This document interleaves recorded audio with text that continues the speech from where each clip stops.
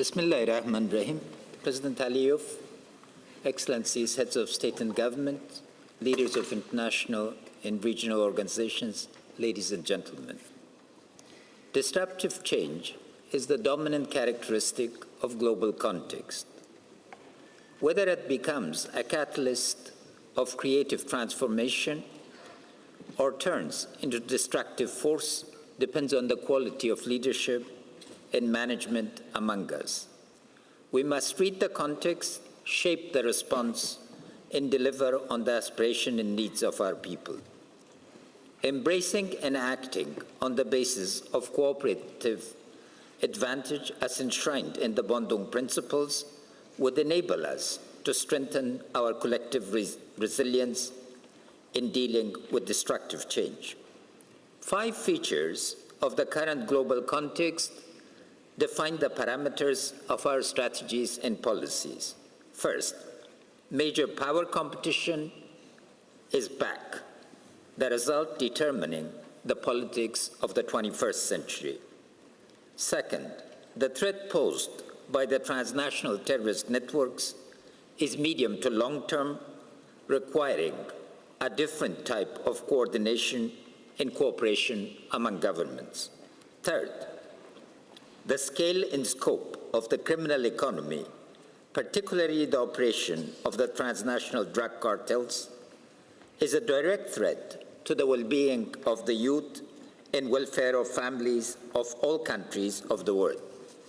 Fourth, the fourth industrial revolution is likely to change the definition of work and well-being on an unprecedented scale. Fifth, environmental change is upon us, and we must muster the political will to deal with it. Unfortunately, rules of the game supposedly governing relations between sovereign states are far from the norm, and principles of Bandung are being violated among neighbors. Non-alignment and positive neutrality therefore need to be redefined and invigorated to ensure our collective interests and secure the future for all of our nations and citizens. Looking at NAM, since Bandung, we can celebrate significant successes and learn from failures.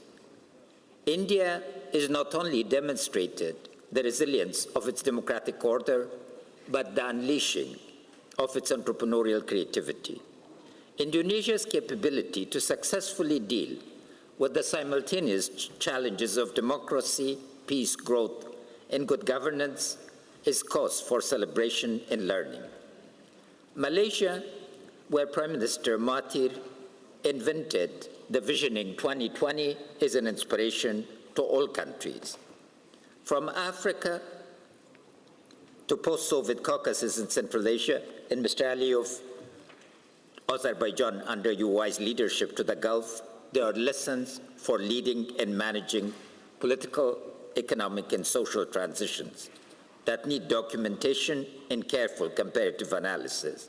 I hope that under your leadership of NAM, such documentation will take place.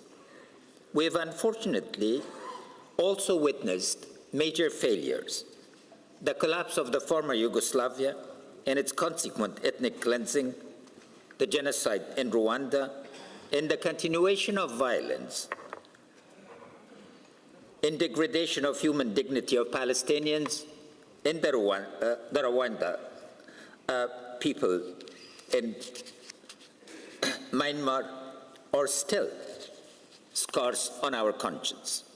We, the people and government of Afghanistan, have been confronting a world in turmoil for 40 years, serving as a stage for one of the great tragedies of our times.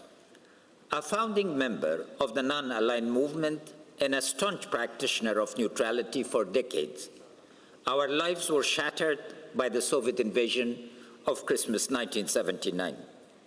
The scale and scope of destruction visited upon our people is astounding. 1.5 million martyrs, 1 million disabled, around 10 million becoming refugees, and millions more internally displaced. The World Bank estimated the cost of the infrastructure and lost opportunity between 1978 and 2001 at $240 billion. The tragedy of 9/11 brought us new opportunities in partnership. We'll always be grateful to our NATO and non-NATO partners that spared no efforts in blood and treasure to ensure our freedom and their security. The United States has been particularly generous, with over 2,000 American men and women in uniform paying the ultimate price.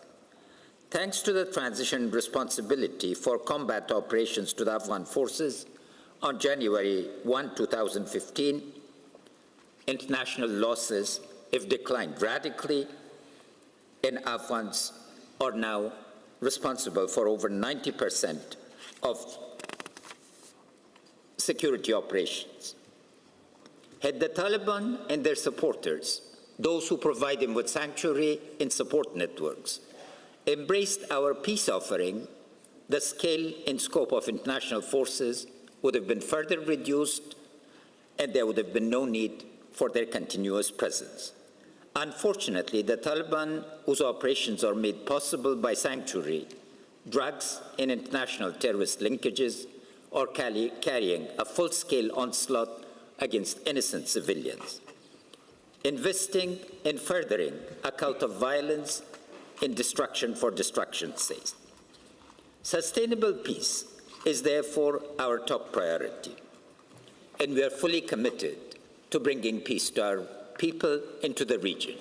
According to the principles of non-aligned movement, we hold the hand of friendship to all our neighbors and renew our offering of peace to the Taliban. But Afghanistan of today is not that of 18 years ago. First, democracy is getting established. Having held successful parliamentary elections on 4th of October, we have completed the most transparent and inclusive presidential elections, the result of which should be announced soon. Second, we are responsible for our security. Our heroic forces have sacrificed over 35,000 lives from an all-volunteer force to uphold our freedom, dignity, and constitutional order. Three, rule of law and governance are being established, and all our relationships are taking place within our constitutional framework, because we have succeeded in promulgating 400 pieces of legislation that gives our Constitution full meaning. Fourth, we are in the process of becoming an Asian roundabout. Instead of a landlocked country, we are now proud to be serving as a central hub of connectivity between Central Asia, South Asia, Iran, China, and our other neighbors, and linked by air and sea to India and our other neighbors. Fifth, our most significant change is a generational and gender change. Afghan women speak for themselves and are occupying positions of influence and authority everywhere. And the generational change is fully underway, giving Afghans in position of leadership now a vision of 40 to 50 years, not 40 to 50 days.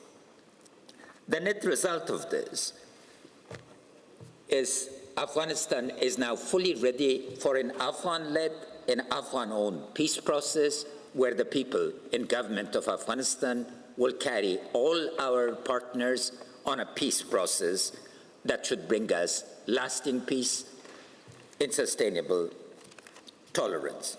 Second, we're seeking self-reliance, and we would be able, having increased revenue by 90%, we're determined to double it every 2 years. In short, a democratic, secure, stable, and prosperous Afghanistan will be an asset to its neighbors, to its Asian partners, and to the world.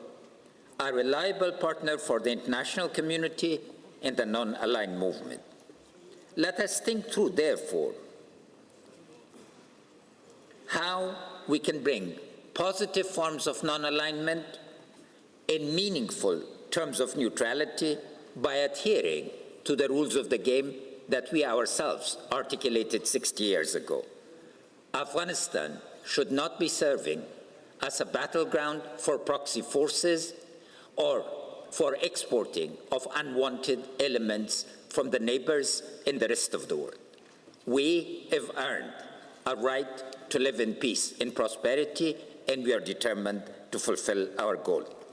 At the end, Mr. Chairman, let me thank you and the people of Azerbaijan for your famous hospitality, and thank President Maduro for having managed the movement during these years and for its successful handover to you. Thank you.